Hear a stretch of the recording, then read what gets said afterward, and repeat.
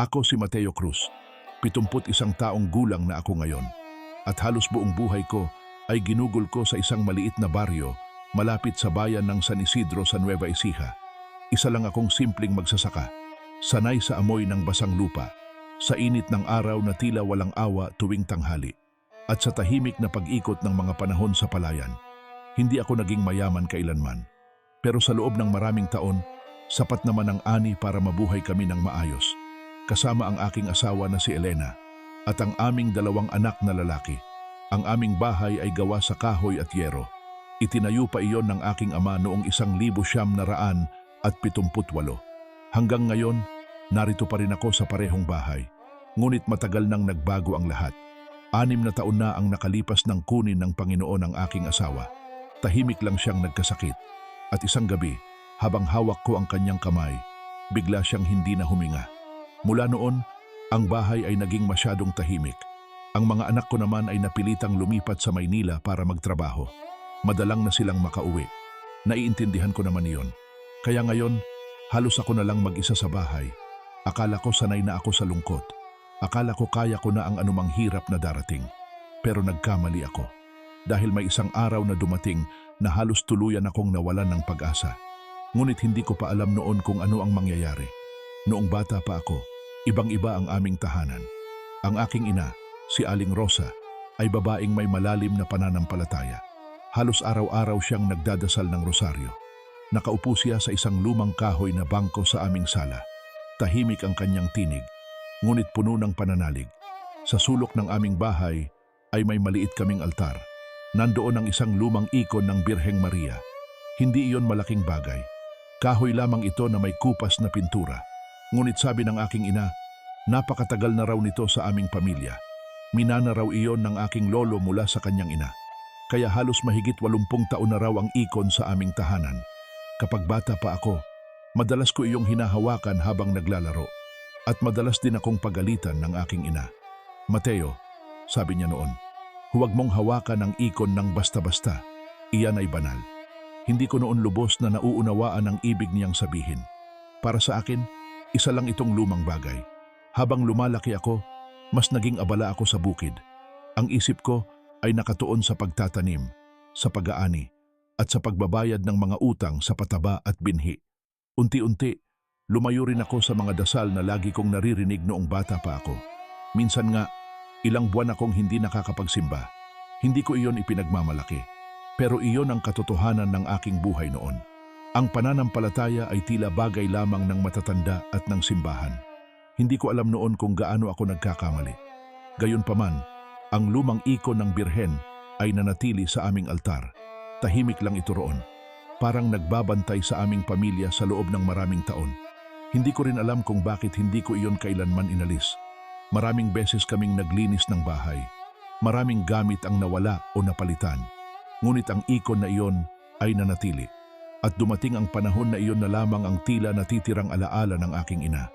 Ngunit noong mga nakaraang taon, nagsimulang magbago ang lahat sa aking buhay. Sunod-sunod ang mga pagsubok. At hindi ko alam kung hanggang saan ko pa iyon kakayanin.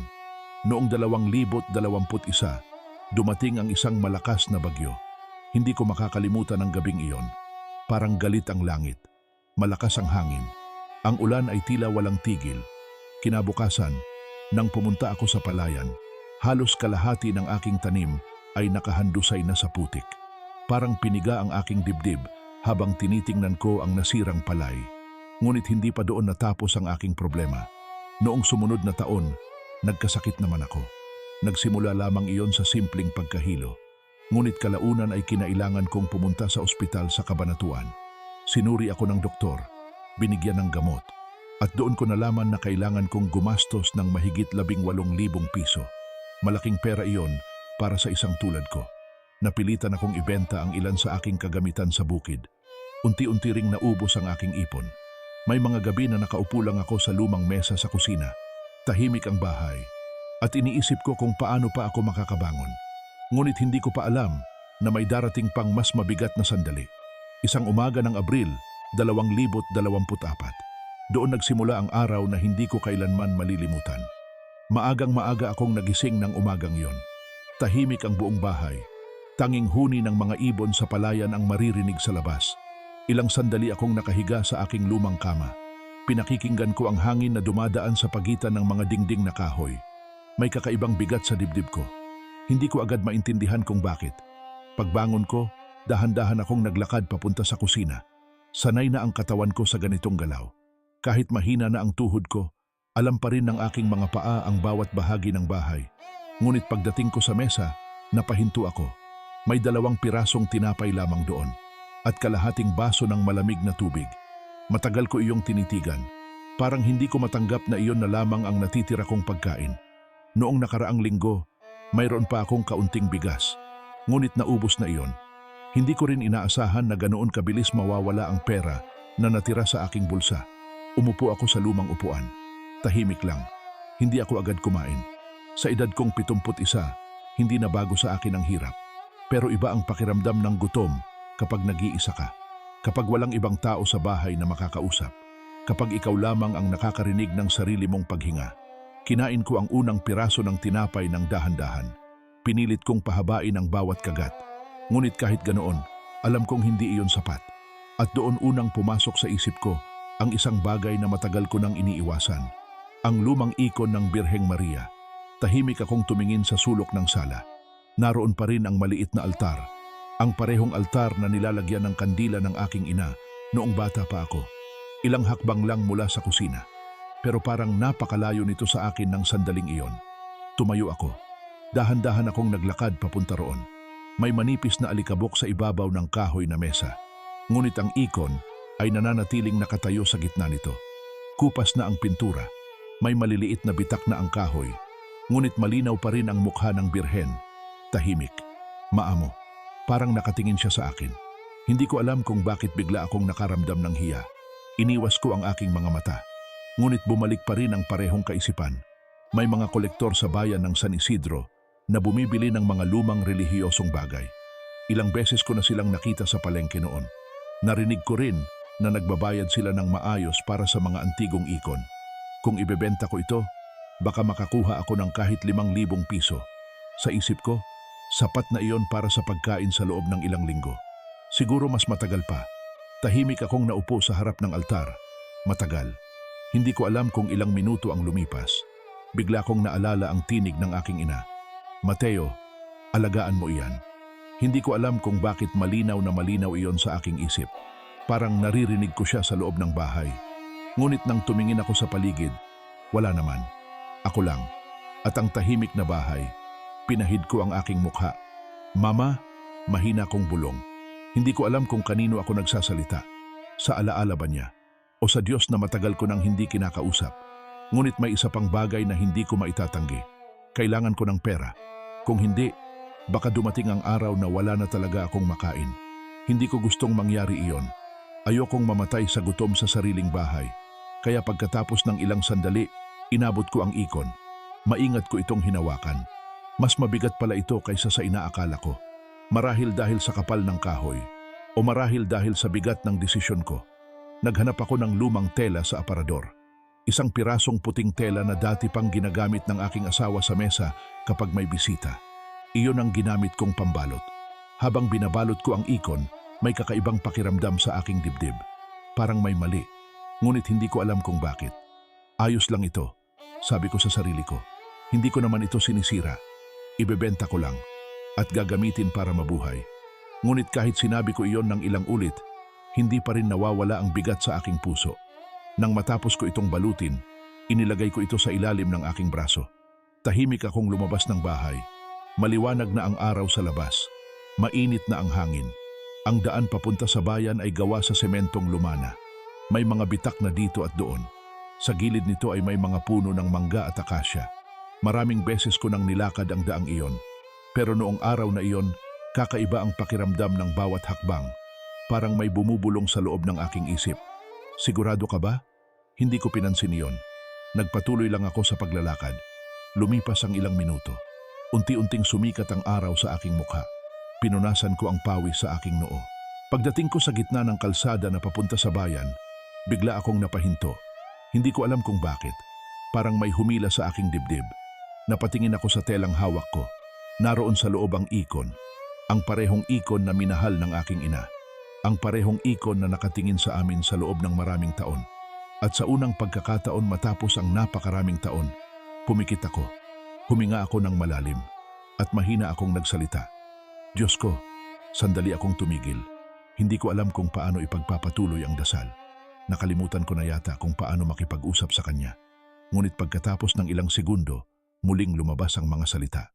Diyos ko, kung naririnig mo pa ako, tulungan mo ako. Iyon lamang. Napakasimple. Ngunit hindi ko alam na ang sandaling iyon ang magsisimula ng isang bagay na hindi ko kailanman inaasahan. Matapos kong sabihin ang mga salitang iyon, nanatili akong nakapikit ng ilang segundo. Ramdam ko ang init ng araw sa aking mukha. Ang hangin ay mahina lamang. Tahimik ang kalsada. Walang dumadaan na sasakyan. Parang tumigil ang mundo sa sandaling iyon. Hindi ko alam kung bakit ako biglang nanalangin. Matagal ko nang hindi ginagawa iyon. Marahil higit 10 taon na ang lumipas mula nang huli akong magsalita ng ganito sa Diyos. Ngunit sa sandaling iyon, wala na akong ibang malapitan. Dahan-dahan kong iminulat ang aking mga mata. Tumingin ako sa paligid. Ang parehong kalsada, ang parehong mga puno, ang parehong palayan na kumikislap sa ilalim ng araw. Walang nagbago. Huminga ako ng malalim. Ayos lang, bulong ko sa sarili ko. Kailangan ko lang magpatuloy. Muli kong inayos ang telang nakabalot sa ikon at nagsimulang maglakad. Ngunit ilang hakbang pa lamang ang nagagawa ko nang may marinig akong mahinang tinig sa aking likuran. Anak, napahinto ako. Mabagal akong lumingon.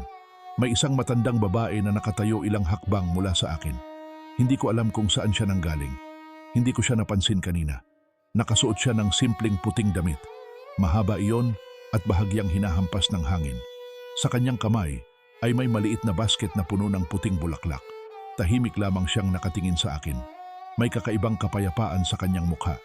Hindi siya mukhang mayaman. Hindi rin mukhang pulubi. Isa lamang siyang matandang babae na tila naglalakad sa ilalim ng araw. Ngunit may kakaiba sa kanyang presensya. Hindi ko iyon maipaliwanag. Lumapit siya ng dahan-dahan. Magandang umaga, sabi niya sa mahinahong tinig. Tumango ako.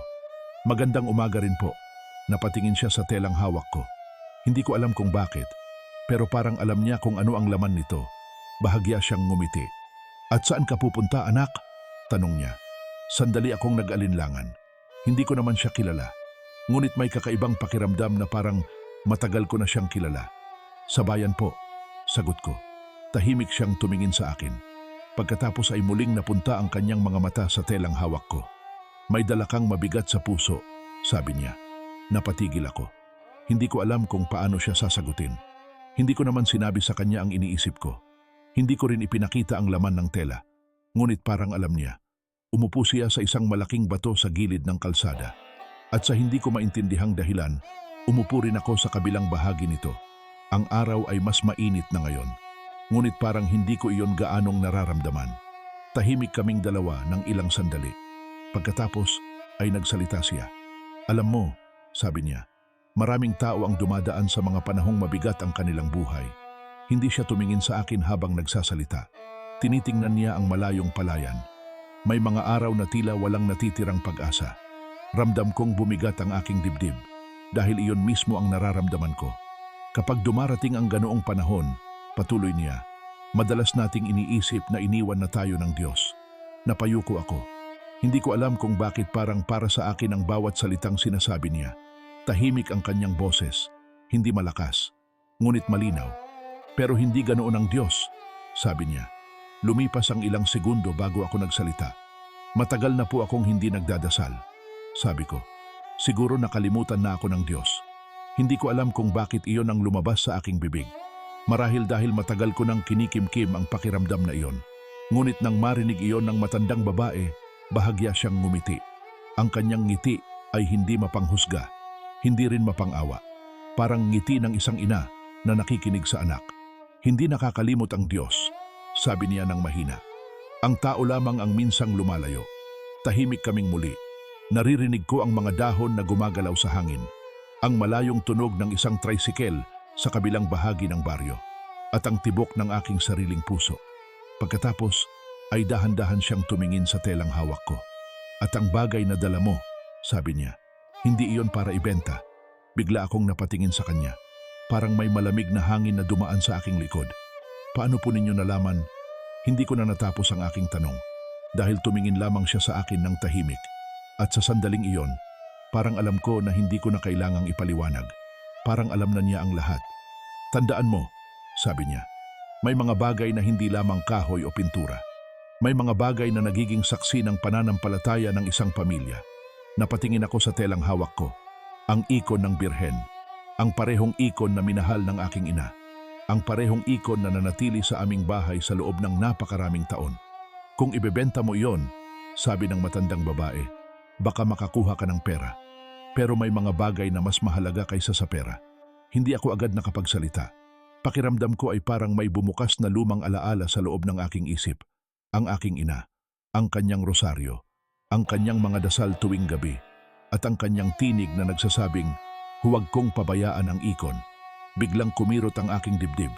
Napahawak ako sa tela. Pero wala na po akong pagkain, sabi ko ng mahina. Hindi ko napigilan ang aking sarili. Lumabas ang katotohanan. Sandali siyang tumingin sa akin. Hindi siya nagulat. Hindi rin siya nagtanong pa. Sa halip, inilagay niya ang kanyang kamay sa ibabaw ng aking kamay. Magaan lamang, ngunit mainit. At may darating na tulong, sabi niya. Tahimik ang kanyang boses, parang hangin lamang. Bago lumubog ang araw, napatingin ako sa kanya. Gusto kong magtanong. Gusto kong malaman kung paano niya nasabi iyon. Ngunit bago pa ako makapagsalita, tumayo na siya. Kinuha niya ang kanyang maliit na basket ng bulaklak at ngumiti muli. Umuwi ka na, sabi niya. Hindi ka nag-iisa.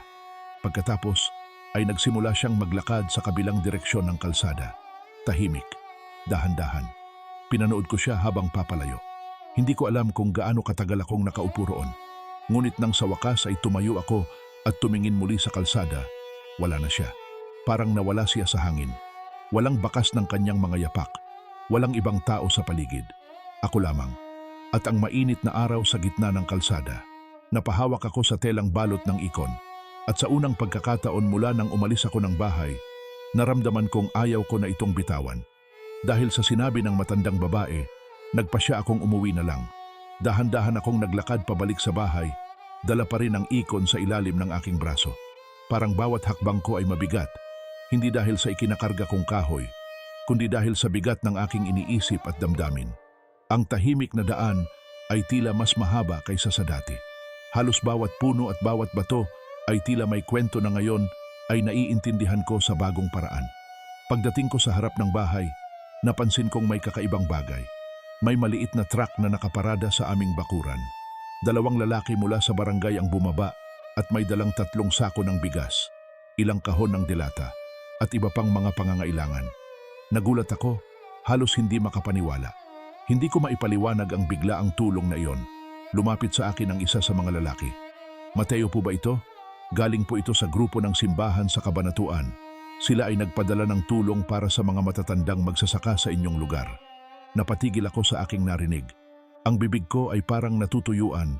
Hindi ko alam kung ano ang sasabihin. Napatingin ako sa telang balot ng ikon na hawak ko. Ang mga salitang sinabi ng matandang babae ay muling bumalik sa isip ko. May darating na tulong bago lumubog ang araw.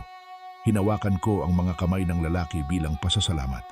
Ang bigat sa aking dibdib ay unti-unting humupa, napalitan ng isang kakaibang pakiramdam ng kaginhawaan at pasasalamat. Napatingin ako sa icon sa ilalim ng aking braso at may napansin akong maliit na rosaryo na nakapaloob sa tela. Hindi ko matandaan na inilagay iyon doon bago ako umalis ng bahay. Ang maliit na rosaryo ay tila tanda na ang lahat ng nangyari ay hindi lamang pagkakataon. Sandali akong tumigil at tumingin sa paligid. Ang araw ay nagiging mas maliwanag. Ang mga ibon ay mas malakas ang huni kaysa kanina. Ang hangin ay may kasamang malamig na simoy na tila nagbibigay ng bago at tahimik na lakas. Napangiti ako ng bahagya, parang may nakalimutang alaala na biglang bumalik. Alaala ng seguridad at pagmamahal na dulot ng presensya ng Diyos sa buhay ng tao. Hindi ko nakita muli ang matandang babae. Saan man siya nagpunta, hindi ko alam. Pero ang kanyang mga salita ay nanatili sa aking puso. Hindi ko na kailangang malaman ang lahat ng sagot. Ang mahalaga ay nariyan siya sa kanyang tahimik at mahinahong paraan upang gabayan ako sa tamang direksyon. Nagpasya akong ilagay ang ikon sa altar sa parehong lugar kung saan ito nanatili sa loob ng maraming taon. Marahil ay hindi ko iyon dapat inalis. Ngunit ang maliit na rosaryo ay aking inalis mula sa tela at inilagay sa tabi ng ikon. Tila simbolo iyon ng bago at tahimik na panibagong pag-asa. Habang nakaupo ako sa lumang kahoy na upuan, huminga ako ng malalim. Nararamdaman ko ang bawat tibok ng puso ko, bawat galaw ng hangin sa palibot. Ang mundo ay pareho lamang sa panlabas, ngunit sa loob ng puso ko may pagbabago. Ang pananampalataya ay unti-unting bumalik, hindi dahil sa pangyayaring pangmateryal, kundi dahil sa gabay na dumating sa akin sa pinakasimple at tahimik na paraan.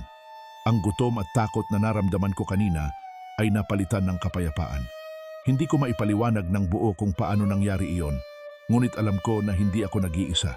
Ang Diyos ay naroon, tahimik at mahinahon, sa pamamagitan ng isang matandang babae at isang maliit na rosaryo.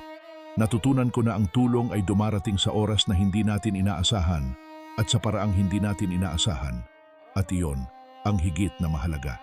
Matagal akong nakaupo sa harap ng aming maliit na altar ng araw na iyon. Tahimik ang buong bahay. Ang mga lalaki mula sa barangay ay umalis na matapos nilang ilagay ang mga sako ng bigas at mga kahon ng pagkain sa kusina. Naiwan akong mag-isa, hawak ang maliit na rosaryo na hindi ko maalalang inilagay ko sa loob ng tela. Ilang beses ko itong tiningnan. Simple lamang ito, maliit na kuwintas na kahoy. May maliit na krus na medyo kupas na ang kulay. Ngunit malinaw sa akin na hindi ito naroon kanina nang balutin ko ang ikon. Sigurado ako roon. Dahan-dahan kong inilagay ang rosaryo sa tabi ng lumang ikon ng Birheng Maria. Matagal akong nakatingin sa mukha ng Birhen. Noon ko lamang muling napansin kung gaano kaamo ang kanyang mga mata. Parang hindi siya tumitingin sa akin ng may galit. Hindi rin may paghuhusga. Parang isang ina lamang na tahimik na nagbabantay. Hindi ko napigilang mapabuntong hininga. Salamat po, mahina kong sabi. Hindi ko alam kung kanino ko iyon sinabi. Sa Diyos ba? Sa Birhen? O sa matandang babaeng nakausap ko sa kalsada? Ngunit malinaw sa puso ko na may nangyari noong araw na iyon na hindi basta-basta maipapaliwanag. Lumipas ang ilang oras. Nagluto ako ng kaunting kanin mula sa bagong dating na bigas. Binuksan ko ang isang lata ng sardinas. Sa totoo lang, matagal na rin mula nang huli akong kumain nang may sapat na pagkain sa harap ko. Habang kumakain ako, may kakaibang katahimikan sa loob ng aking dibdib.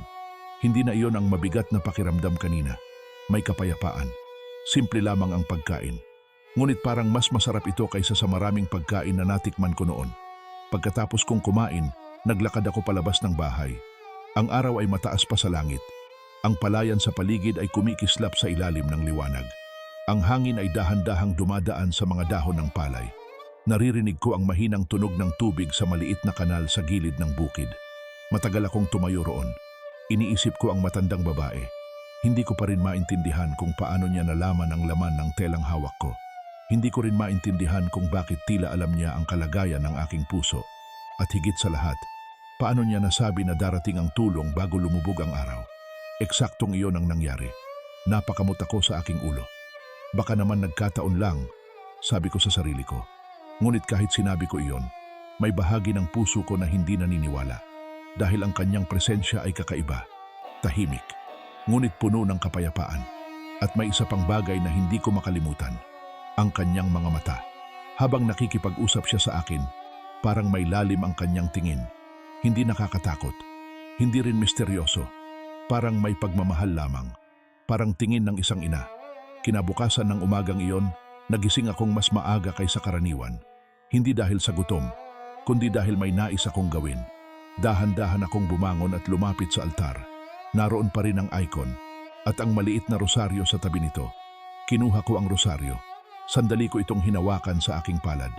Matagal na mula nang huli akong nagdasal ng rosaryo. Siguro mahigit 30 taon na. Ngunit naalala ko pa rin ang boses ng aking ina. Ang kanyang ritmo. Ang kanyang mahinang pagbigkas ng mga panalangin tuwing gabi. Huminga ako ng malalim. At sa unang pagkakataon sa napakaraming taon, sinubukan kong magdasal muli.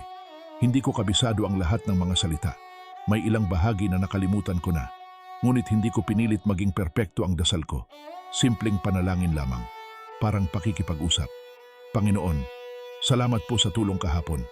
Sandali akong tumigil. Pinisil ko ang maliit na krus ng rosaryo. At kung totoo ngang ikaw ang nagpadala ng babaeng iyon, maraming salamat po. Tahimik ang bahay. Walang ibang nakarinig sa aking sinabi. Ngunit sa loob ng aking dibdib, may mainit na pakiramdam na unti-unting kumalat. Hindi ko iyon maipaliwanag. Ngunit alam kong totoo iyon.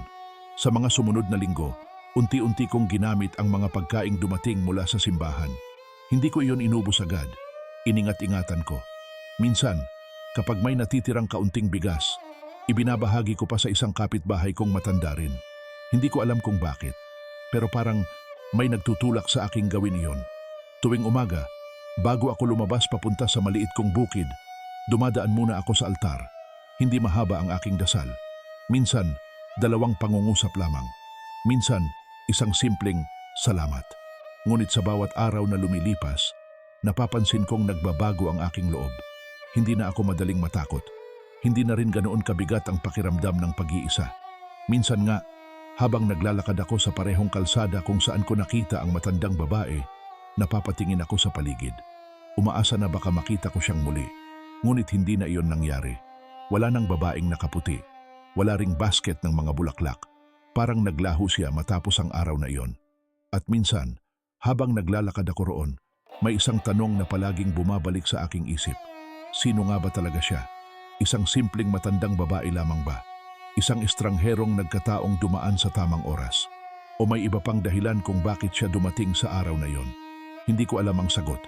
Ngunit habang hawak ko ang maliit na rosaryo tuwing gabi, may isang bagay na malinaw sa aking puso. Noong araw na iyon sa gitna ng kalsada, hindi ako nag-iisa. Lumipas ang mga linggo matapos ang araw na iyon. Ang buhay ko ay bumalik sa dating ritmo ng baryo. Gumigising ako bago sumikat ang araw. Pinapakuluan ng tubig para sa kape. Pagkatapos ay naglalakad ako papunta sa maliit kong bahagi ng bukid. Ngunit kahit tila pareho ang mga araw, may isang bagay na nagbago sa loob ko. Mas madalas na akong dumaan sa altar bago lumabas ng bahay. Hindi mahaba ang aking panalangin. Minsan, ilang segundo lamang. Hinahawakan ko ang maliit na rosaryo at nagsasabi ng simpleng mga salita. Salamat po sa panibagong araw. Noon ko lang napansin kung gaano katahimik ang bahay kapag nagsisimula ang umaga. Ang liwanag ay dahan-dahang pumapasok sa mga bintana. At sa gitna ng katahimikan, naroon ang ikon ng Birheng Maria. Tahimik lamang, ngunit parang may presensya. Hindi ko iyon ipinaliwanag sa kahit kanino. Sa baryo namin, maraming tao ang sanay na sa hirap. Hindi kami madaling magsalita tungkol sa mga bagay na hindi maipaliwanag. Pero minsan, habang nagtatrabaho ako sa bukid, bumabalik sa isip ko ang mukha ng matandang babae, ang kanyang puting damit, ang maliit na basket ng bulaklak, at ang kanyang boses na nagsabi, may darating na tulong bago lumubog ang araw. Hanggang ngayon, hindi ko pa rin maintindihan kung paano niya nalaman iyon. Isang hapon, ilang linggo matapos ang pangyayaring iyon, nagpunta ako sa maliit na simbahan sa aming baryo. Matagal na rin mula nang huli akong pumasok doon. Ang simbahan namin ay simple lamang. Lumang kahoy ang mga upuan. May maliit na kampanaryo sa harap. At sa loob ay may estatwa ng Birheng Maria na hawak ang batang Jesus. Tahimik ang loob ng araw na iyon. Walang misa, walang tao. Lumapit ako sa harap ng altar at umupo sa unang bangko. Hindi ko alam kung bakit ako napunta roon. Siguro dahil may tanong pa rin sa loob ng aking puso.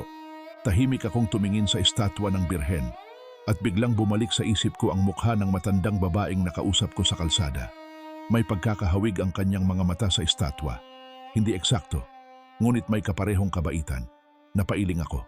Mateo, sabi ko sa sarili ko, masyado ka nang nag-iisip. Ngunit kahit sinabi ko iyon, hindi ko maalis ang pakiramdam na ang pangyayaring iyon ay may mas malalim na dahilan. Lumapit sa akin ang pari ng simbahan makalipas ang ilang minuto, si Father Ernesto. Matagal ko na siyang kilala. Mabait siyang tao. Madalas niyang binibisita ang mga matatanda sa baryo.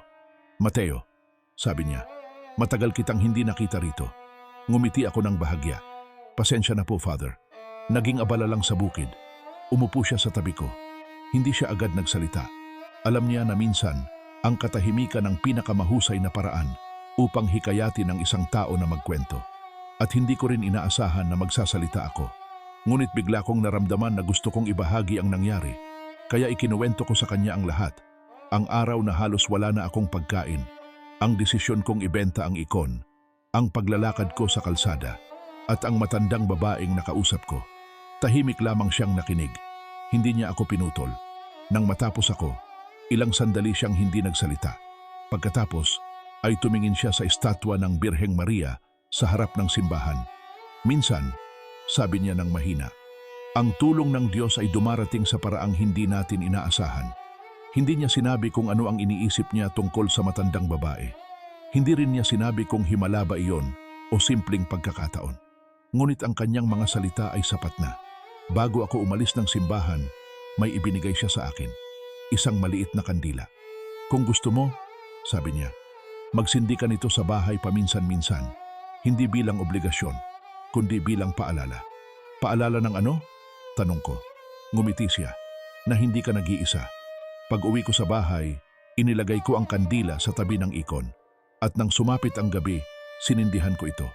Ang maliit na apoy ay dahan-dahang gumalaw habang umiihip ang hangin sa loob ng bahay. Umupo ako sa harap ng altar, tahimik lamang, habang hawak ko ang maliit na rosaryo. At sa sandaling iyon, may isang alaala ang biglang bumalik sa aking isip. Isang alaala mula sa aking kabataan. Mga 10 taong gulang pa lamang ako noon. Nakaupo ako sa tabi ng aking ina habang nagdadasal siya ng rosaryo. Tumingin siya sa akin at sinabi ang isang bagay na matagal ko nang nakalimutan. Mateo, sabi niya noon, darating ang panahon na pakiramdam mo ay nag-iisa ka.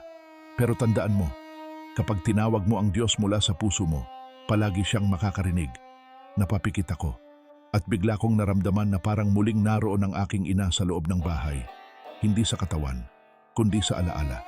At sa mga dasal na itinuro niya sa akin noon, huminga ako ng malalim at muling nagsalita ng mahina. Salamat po. Hindi ko pa rin alam kung sino ang matandang babaeng nakausap ko sa kalsada. Hindi ko alam kung bakit may rosaryong lumitaw sa loob ng tela. At hindi ko alam kung bakit eksaktong dumating ang tulong sa araw na iyon. Ngunit habang nakaupo ako sa harap ng maliit na apoy ng kandila, unti-unti kong naiintindihan ang isang bagay. Minsan, ang mga sagot ay hindi kailangang ipaliwanag. Minsan sapat na ang malaman na may isang kamay na tahimik na gumagabay sa atin. Lumipas ang ilang buwan matapos ang araw na iyon sa kalsada. Unti-unting bumalik ang normal na takbo ng aking buhay sa baryo. Hindi naman naging biglang maginhawa ang lahat. Ang lupa ay pareho pa rin. Ang araw ay mainit pa rin. At ang katawan ko ay hindi na bata tulad noon. Ngunit may isang bagay na tahimik na nagbago sa loob ko. Mas madalas na akong nagdarasal. Hindi mahahabang panalangin. Hindi rin mga salita na kabisado ng mga pari. Simpleng usapan lamang. Minsan habang nakaupo ako sa harap ng altar sa madaling araw. Minsan habang naglalakad ako sa pilapil ng bukid.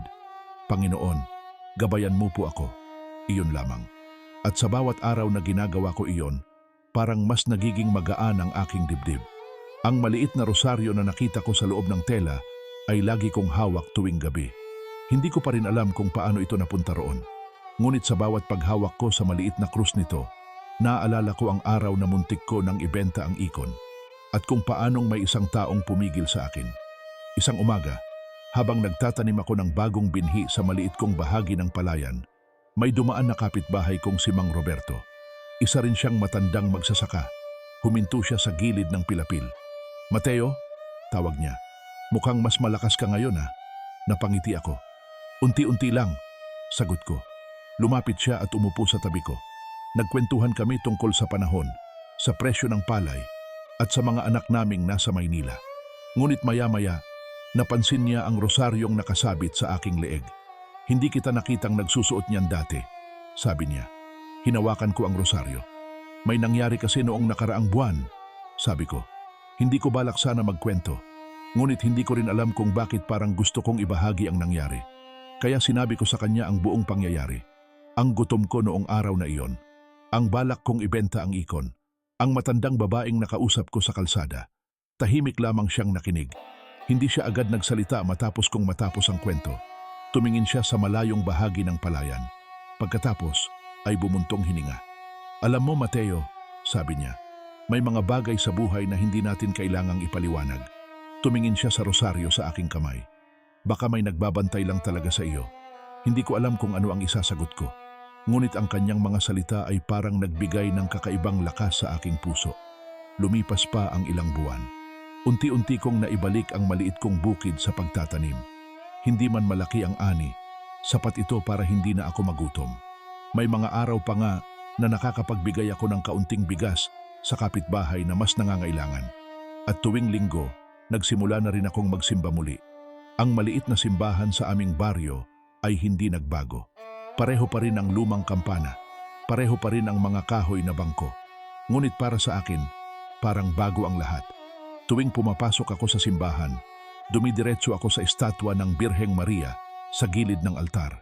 Hindi ko maiwasang maalala ang matandang babaeng nakausap ko. Minsan nga, habang nakatingin ako sa estatwa, may pumasok na kakaibang tanong sa isip ko. Paano kung hindi lamang siya isang ordinaryong tao? Hindi ko alam kung saan nanggaling ang kaisipang iyon. Ngunit hindi ko rin ito maalis. Dahil sa alaala ko, ang kanyang mga mata ay napakalinaw. Ang kanyang boses ay napakatahimik. At ang kanyang presensya ay parang nagdala ng kapayapaan sa aking puso sa gitna ng aking desperasyon. Isang gabi, habang nakaupo ako sa harap ng altar sa bahay, muling bumalik ang tanong na iyon. Nakatingin ako sa ikon ng Birhen. Sa tabi nito ay ang maliit na rosaryo at ang kandilang ibinigay ni Father Ernesto. Tahimik ang buong bahay. Naririnig ko lamang ang hangin na dumadaan sa mga puno sa labas. At sa katahimikan na iyon, may isang bagay akong napagtanto. Marahil hindi mahalaga kung sino talaga ang matandang babaeng iyon. Marahil hindi ko kailangang malaman kung saan siya nanggaling. Ang mahalaga ay kung ano ang nangyari sa aking puso matapos ang araw na iyon. Dahil bago ang araw na iyon, pakiramdam ko ay nag-iisa ako sa mundo. Pakiramdam ko ay nakalimutan na ako ng Diyos. Ngunit ngayon, tuwing hinahawakan ko ang maliit na rosaryo, may isang bagay na malinaw sa akin. May nakarinig sa aking panalangin. At sa sandaling iyon sa kalsada, may dumating na tulong na hindi ko inaasahan. Ngayon, makalipas ang 2 taon mula sa araw na iyon, narito pa rin ako sa parehong bahay na itinayo ng aking ama. Ang mga dingding ay mas luma na. May ilang bahagi ng bubong na kailangan ng ayusin. Ngunit sa kabila ng lahat, ang bahay na ito ay puno pa rin ng mga alaala. Sa sulok ng sala, naroon pa rin ang maliit na altar. At sa gitna nito ay ang lumang ikon ng Birheng Maria. Hindi ko na ito kailanman binalot muli ng tela. Hindi ko na rin ito kailanman inisip na ibenta. Sa halip, araw-araw ko itong nililinis ng maingat. Parang isang bagay na hindi lamang pag-aari ng pamilya, kundi isang paalala ng isang araw na nagbago ng aking puso. Katabi ng ikon ay naroon pa rin ang maliit na rosaryo. Ang parehong rosaryo na nakita ko sa loob ng tela noong araw na iyon. Hanggang ngayon, hindi ko pa rin alam kung paano iyon napunta roon. Minsan sinubukan kong isipin kung baka nakalimutan ko lang. Baka inilagay ko pala iyon doon nang hindi ko namamalayan. Ngunit sa tuwing binabalikan ko ang alaala ng araw na iyon, malinaw sa aking isip na wala itong rosaryo nang una ko itong binalot. Ngunit marahil hindi iyon ang mahalaga. Sa loob ng 2 taon, marami ring nangyari sa buhay ko. Hindi naging perpekto ang lahat. May mga buwan pa rin na mahina ang ani. May mga araw na sumasakit ang aking tuhod at likod habang nagtatrabaho sa bukid. Ngunit hindi na tulad noon ang aking pakiramdam sa bawat pagsubok. May kapayapaan na ngayon sa aking puso. Tuwing umaga, bago ako lumabas ng bahay, dumadaan ako sa altar. Hinahawakan ko ang rosaryo. Minsan, nagdadasal ako ng mahaba. Minsan, isang simpleng pangungusap lamang. Panginoon, salamat po sa panibagong araw. At sa tuwing ginagawa ko iyon, naaalala ko ang isang mainit na umaga sa kalsada. Ang araw ay mataas sa langit. Ang aking sikmura ay halos walang laman. At ang aking puso ay puno ng takot. Naaalala ko kung paano ako tumigil sa gitna ng daan. Kung paano ko unang binigkas ang isang panalangin matapos ang napakaraming taon. Diyos ko, kung naririnig mo pa ako, tulungan mo ako. Hindi ko inaasahan na may makakarinig. Ngunit may dumating. Isang matandang babae na nakasuot ng puti. May hawak na basket ng bulaklak. Tahimik ang kanyang tinig. Ngunit malinaw ang kanyang mga salita. Huwag mong ibenta ang bagay na iyon. At higit sa lahat, may darating na tulong bago lumubog ang araw. Hanggang ngayon, hindi ko pa rin alam kung sino talaga siya. Minsan tinanong ko si Father Ernesto kung may kilala siyang ganoong babae sa aming baryo. Inilarawan ko ang kanyang mukha, ang kanyang damit, ang basket na hawak niya. Umiling lamang si Father Ernesto. Wala raw siyang kilalang ganoon. Sinubukan ko ring tanungin ang ilang matatanda sa baryo. Baka may dumaan na estranghera noong araw na iyon. Ngunit walang nakakaalala. Parang walang ibang taong nakakita sa kanya kundi ako lamang. Noong una, pilit kong hinanap ang sagot. Sino siya? Saan siya nanggaling? Bakit siya lumapit sa akin sa eksaktong sandaling iyon? Ngunit habang lumilipas ang panahon, unti-unti kong napagtanto na marahil hindi ko kailangang malaman ang lahat dahil ang tunay na himala ay hindi lamang ang tulong na dumating sa aking bahay. Hindi lamang ang bigas at pagkain na inilapag sa aking bakuran. Ang tunay na himala ay ang nangyari sa aking puso. Dahil noong araw na iyon, bumalik sa akin ang pananampalataya na matagal kong nakalimutan. Bumalik sa akin ang alaala ng aking ina na nagdadasal ng rosaryo sa lumang bangko sa aming sala. Bumalik sa akin ang simpleng paniniwala na may Diyos na nakikinig. Ngayon, kapag tahimik ang gabi at nakaupo ako sa lumang upuan sa tabi ng bintana, madalas kong marinig ang hangin na dumadaan sa palayan. At sa katahimikan na iyon, hawak ko ang maliit na rosaryo. Minsan, ipinipikit ko ang aking mga mata at naaalala ko ang mukha ng matandang babae, ang kanyang mga mata, ang kanyang mahinahong boses. Hindi ko alam kung siya ay isang simpleng tao lamang na ipinadala ng Diyos sa tamang oras o kung may mas malalim pang misteryo sa likod ng kanyang pagdating. Ngunit isang bagay ang sigurado sa aking puso. Noong araw na iyon, sa gitna ng kalsada, hindi ako nag-iisa. At marahil, kahit sa mga sandaling pakiramdam natin, ay wala nang nakikinig sa ating panalangin. May isang tahimik na presensya na naglalakad kasama natin. Minsan hindi natin siya nakikilala agad. Minsan hindi natin siya nakikita. Ngunit kapag dumating ang tamang sandali, naiintindihan natin na sa buong panahong iyon, hindi pala tayo kailanman iniwan.